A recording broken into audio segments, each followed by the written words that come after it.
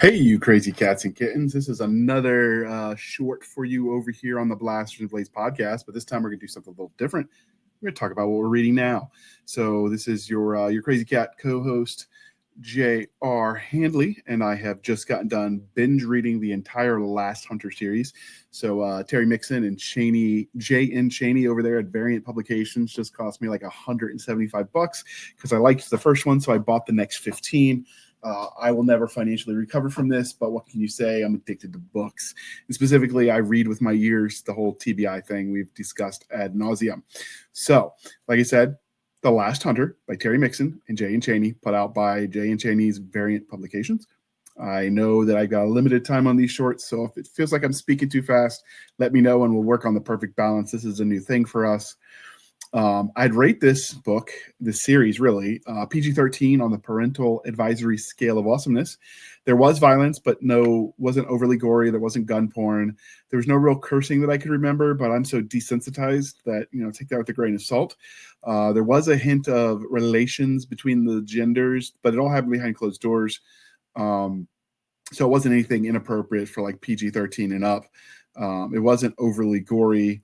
And it did just enough to flavor the story without overdoing it. So why did I like the Last Hunter series, and specifically the Last Hunter book 1? First off, museum ship, right? I mean, what's not to like about an old girl being brought back into action? It was everything you loved about Battlestar Galactica and all the other shenanigans out there on the interwebs. I loved that what was old is new again. The idea of an unknown alien menace was also pretty cool. The unfeeling and uncaring hordes of robot locust drones made them scarier than if it was just a predator-type monster that you could see.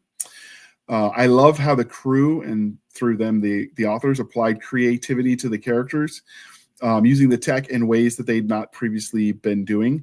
And the idea of a war game being the training ground for these kids being brought into service to use the ancient tech kind of amused me. Though I will say Mixon and Chaney did not write that tongue-in-cheek. I mean, we did as the reader, but they treated the universe seriously.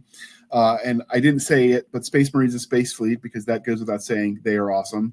The combat was fun, but not overly overdone. It was a garnish on an already awesome dish instead of being too much. And finally, Terry Mixon and J.N. Chaney hit the right mix of description and action, so I could envision this world. Props to him for that. I didn't like that felt like there were plots left unfulfilled, but Terry says he's going to write a follow-on series where those are addressed. So as closing thoughts, I'll just say I was left wanting more, and I'd love to see this on the big screen.